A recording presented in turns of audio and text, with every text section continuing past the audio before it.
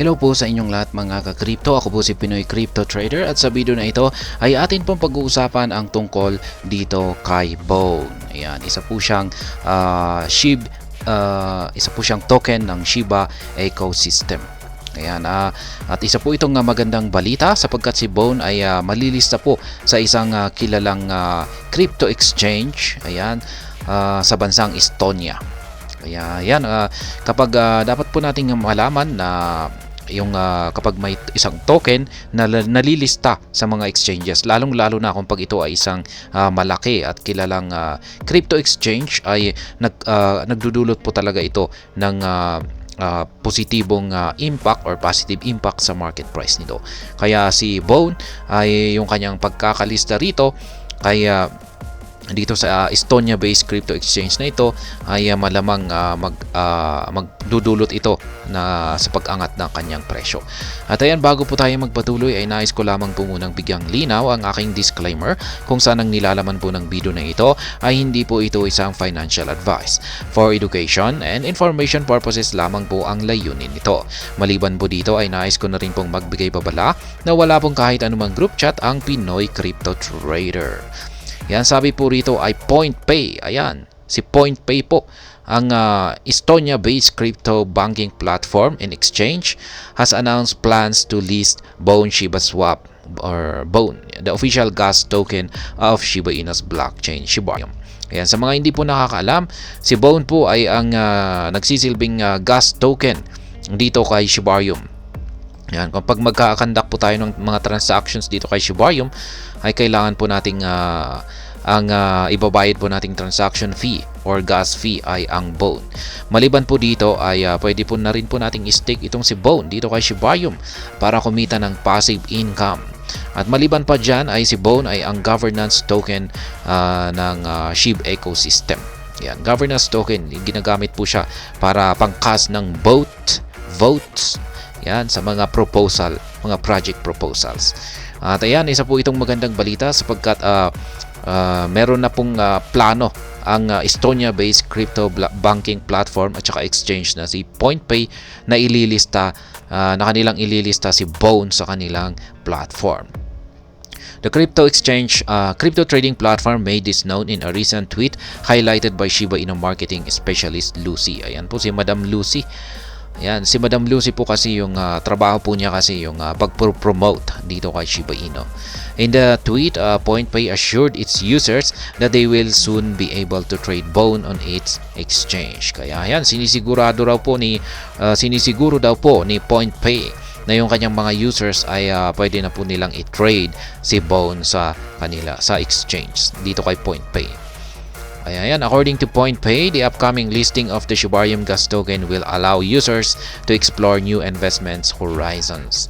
By incorporating this asset, we bolster community engagement and pave the way for a thriving investment environment, the statement read.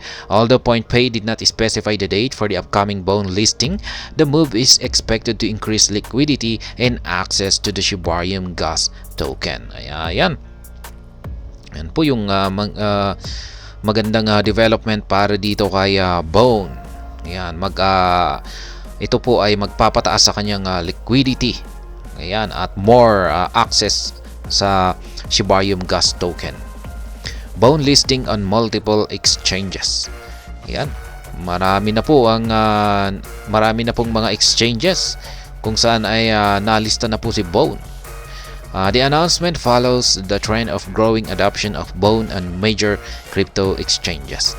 The year alone, several exchanges have added support for Bone before and other mainnet launch of Shibarium. Some of the exchanges include CoinRabbit, GrooveX, iCryptX, XT.com, and Changelly. Yan lamang po yung ilang mga exchanges na nakapaglista na po dito kay Bone. Ayan.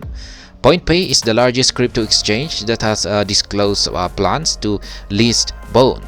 Launched in 2018, PointPay is a firm that provides a wide range of crypto banking services to unbanked and underbanked individuals who have access to internet services. Kaya yan, si PointPay po yung parang pinakamalaking crypto exchange na ayan, nag-announce po ng kanilang plano na ililista si Bone.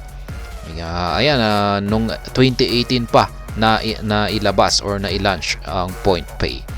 Kaya sila po ay yung kanilang services, ayan, maliban sa crypto exchange ay ayan, nag-offer po sila ng mga ayan, unbank and underbank, ayan, para sa mga individual na ayan, mga crypto banking services para sa mga unbank at saka underbank na mga individuals na basta may access sa internet services.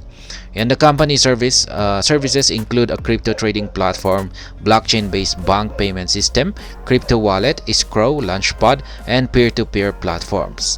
Furthermore, PointPay claims it has over 3 million active users across 200 countries. Kaya yan, ang dami po yung kanilang mga users. 3 million po na active users yan. At dyan po magkakaroon ng exposure si Bone. Kaya yan, Bone enthusiasts push for Binance listing. Yan nga. Hanggang sa ngayon wala pa rin, hindi pa rin nililista si Bone dito kay Binance. Yan po talaga yung gusto ng buong community ng Bone. Yan. Although Bone has been listed on multiple exchanges, investors still hope to see the tokens listed on established exchanges like Binance and Robinhood. To achieve this goal, Shiba Inu community members have launched several campaigns to call the attention of these top-tier exchanges towards listing Bone. In the meantime, Bone was changing hands at 76 cents, down by 7% over the past 24 hours. It bears mentioning that other crypto assets, including SHIB, have also plunged over the past 24 hours due to Bitcoin's massive volatility. Yan, matagal na po talagang hinihiling ng Shiba Inu community ang listing ng Bone dito kay Binance, pero mukhang hindi po pinapansin ni Binance yung itong si Bone. Pero ayan, hindi pa rin po sumusuko ang SHIB community. Patuloy pa rin po silang yan, sila po ay naglunsad ng kumpanya. Yan, para hindi po nila titigilan si Binance. Ayan, at maging si Robinhood. Yan, mga well-established po ito na mga crypto exchange platforms. Ayan, at yan po talaga yung pagkakalista po talaga ni Bone dito. Ayan, lalong-lalo na dito kay Binance ay malaki po talaga ang magiging impact nito sa market price or paglago ng market price ni Bone. Kaya ayan, hindi po talaga titigilin ng community ng SHIB ang Binance para malista itong si Bone. Ayan, pero ayan, dito sa balita ay maganda rin po yung development na ito. Ayan, ang pagkakalista niya dito sa PointPay. Ayan, PointPay na Estonia-based crypto exchange. At ayun, hanggang dito na lamang po tayo sa video na ito. Sana po ay inyong nagustuhan ang aking paliwanag dito. Kung inyo po itong nagustuhan ay pakiclick lamang po ang like button nito. Para naman po sa mga bago lamang dito, kayo po ay aking inaanyayahan para mag-subscribe. Pakiclick na rin po ang bell icon nito dahil ito po ang siyang magsisilbing notification nito sa mga bago kong videos na akin pong ina-upload sa aking YouTube channel na ito. Marami pong salamat sa panonood. Ingat po tayo lagi at God bless po sa ating lahat.